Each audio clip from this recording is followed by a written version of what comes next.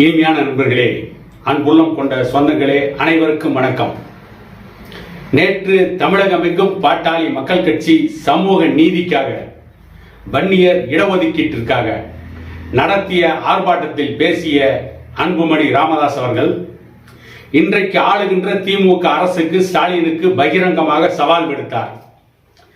அந்த சவாலில் அன்புமணி கேட்ட எந்த கேள்விக்கும் பதில் சொல்ல திக்கற்ற, திராணியற்ற, திமுகவில் அடிமையாக, கொத்தடிமையாக வாழ்ந்து கொண்டிருக்கின்ற, இன்னும் சொல்ல போனால் திமுகவில் ஆண்மகனாகவும் இல்லாமல், பெண்ணாகவும் இல்லாமல், அலியை போல, பேடியை போல வாழ்ந்து கொண்டிருக்கின்ற சிவசங்கரன் என்கின்ற ஒரு அமைச்சர் அன்புமணி அவர்களை நோக்கி பல கேள்விகளை எழுப்பியிருக்கிறார். பாட்டாளி மக்கள் கட்சியில் பல சீனியர் தலைவர்கள் இருக்கின்ற பொழுது அன்புமணியை எப்படி பாட்டாளி மக்கள் கட்சியின் தலைவராக்கினார்கள்? பாட்டாளி மக்கள் கட்சியில் பல சீனியர்கள் இருக்கின்ற பொழுது அன்புமணியை எப்படி மத்திய அமைச்சராக்கினார்கள் என்ற கேள்வியை வைத்திருக்கிறார். சிவசங்கரன் அவருடன் இருப்பவர்களை திரும்பி பார்க்க வேண்டும். திமுகவின் வரலாற்றை திரும்பி பார்க்க வேண்டும். திமுகவில் எத்தனையோ சீனியர் தலைவர்கள் இருக்கிறார்கள். அதை பற்றியும் பாட்டாளி மக்கள் கட்சியின் தலைவர் அன்புமணி ராமதாஸ் பேசியிருக்கிறார். திமுகவில் சீனியராக இன்றைக்கு இருப்பவர் வன்னியர் சமூகத்தை சார்ந்த துரைமுருகன். அவருக்கு ஒன்றுக்கும் உதவாத ஒரு நீர்ப்பாசன துறையை ஒதுக்கிவிட்டு அவரையும் டம்மியாக்கி அமர வைத்திருக்கிறார்கள். அவருக்கு துணை முதலமைச்சர் பதவியை திமுகவிலே கொடுத்திருக்கலாம், ஆனால் அதை கொடுக்கவில்லை. யாருக்கெல்லாம் அமைச்சர் பதவி கொடுத்தார்கள்? திமுகவில் எத்தனை சீனியர்கள் இருக்கிறார்கள்? திமுகவிற்காக உயரும் தியாகம் செய்தவர்கள் எத்தனை பேர் இருக்கிறார்கள்? திமுகவிலேயே பாராளுமன்றத்திலே பல சீனியர் உறுப்பினர்கள் இருக்கிறார்களே, அவர்களை எல்லாம் ஏன் நாடாளுமன்ற மக்களவை தலைவராக திமுக நியமிக்கவில்லை? கலைஞருடைய புதல்வி கனிமொழியை மட்டும்தானே நியமித்தார்கள். மத்தியிலே அமைச்சராக கலைஞருடைய மகன் மு.க. அழகிரி இருந்தாரே, அவரை விட சீனியர் தலைவர்கள் திமுகவில் இல்லையா? இன்றைக்கு திமுகவின் முதலமைச்சராக இருக்கிறார் ஸ்டாலின். அவரை தலைவராக்க வேண்டும் என்பதற்காகவே திமுகவின் சீனியர் தலைவராக இருந்த வைகோவை கட்சியை விட்டு தூக்கி எறிந்தது திமுகவின் வரலாறு என்பதை மறந்துவிட்டு பேசிக் கொண்டிருக்கிறார். திமுகவிற்காக தன்னுடைய வாழ்க்கையை தியாகம் செய்த சத்தியகுலத்தின் மாவீரன், சேலத்தின் சிங்கம் என்று போற்றப்பட்ட வீரபாண்டியாருடைய குடும்பம் இன்றைக்கு எங்கே இருக்கிறது? கலைஞருடைய குடும்பம் மட்டுமே இன்றைக்கு அரசு பதவிகளை, MP, MLA, மந்திரி, துணை முதலமைச்சர் அத்தனை பதவிகளும் ஆக்கிரமித்திருக்கிறார்கள். இன்றைக்கு வீரபாண்டியார் குடும்பத்திற்கான அங்கீகாரம் திமுகவில் இல்லை. அவர்கள் குடும்பம் ஒட்டுமொத்தமாக திமுகவில் ஓரம் கட்டப்பட்டிருக்கிறது. இவற்றை பற்றி எல்லாம் பேசுகின்ற துணிவு சிவசங்கரனுக்கு இருக்கிறதா? இவர்கள் 1000 குற்றங்களை வைத்துக் கொண்டு அன்புமணியை பார்த்து இவர் எப்படி அமைச்சரானார் என்று கேள்வி எழுப்புகிறார்கள். இதற்கு முன்பு பலரை அமைச்சராக்கிவிட்டு அதற்கு பிறகு இறுதியாகத்தான் அன்புமணி அவர்களை அமைச்சராக்கினார் பாமக நிறுவனர் டாக்டர் ஐயா அவர்கள். நீண்ட நெடுங்காலம் பாட்டாளி மக்கள் கட்சியின் தலைவராக G.K. மணி அவர்கள் இருந்தார். 20 ஆண்டுகளுக்கு மேல் அவர் பதவி வகித்ததற்கு பிறகுதான் அந்த இடத்திலே அன்புமணி ராமதாஸ் அவர்கள் பாட்டாளி மக்கள் கட்சியின் தலைவரானார். இன்றைக்கு தமிழகத்தினுடைய துணை முதலமைச்சராக இருக்கின்ற உதயநிதி ஸ்டாலினுக்கு கலைஞருடைய பேரன், ஸ்டாலினுடைய மகன் என்ற தகுதியை தவிர வேறு என்ன தகுதி இருக்கிறது? அன்புமணியை போல பேச முடியுமா?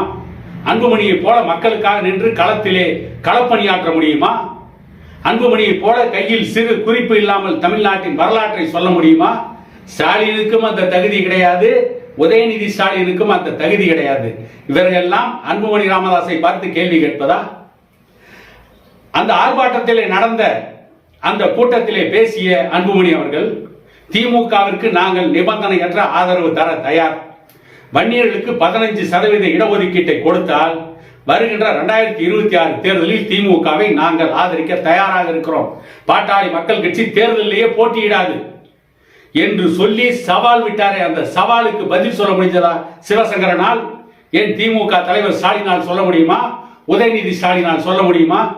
நாங்கள் வன்னியர்களுக்கு 15% இடஒதுக்கீட்டை கொடுக்கிறோம் என்று அரசாணையை நிறைவேற்றிவிட்டு அதற்கு பிறகு பாட்டாளி மக்கள் கட்சி தேர்தலிலே போட்டியிடக் கூடாது என்று சொல்லி இருந்தால் திமுகவில் சிவசங்கரன் ஒரு ஆள்மகன், இல்லையே சிவசங்கரன் ஒரு அடிமை, அலி, பேடி என்றுதான் எடுத்துக்கொள்ள வேண்டியிருக்கும். இந்த சவாலை எதிர்கொள்கின்ற துணிவு திமுகவிற்கு இருக்கிறதா? இல்லை. வன்னியர்களுக்கு நாங்கள் இடஒதுக்கீடை கொடுக்க மாட்டோம். எந்த காலத்திலும் கொடுக்க மாட்டோம் என்றாவது சொல்லி பாருங்கள். திமுகவிற்கு துணிச்சல் இருந்தால், சிவசங்கரனுக்கு துணிச்சல் இருந்தால், வன்னியர்களுக்கு இடஒதுக்கீடை கொடுக்க மாட்டோம் என்று சவால் விட்டு பாருங்கள். அதற்கு பிறகு சிவசங்கரன் தமிழ்நாட்டில் நடமாட முடியுமா என்று பார்த்து விடுவோம்.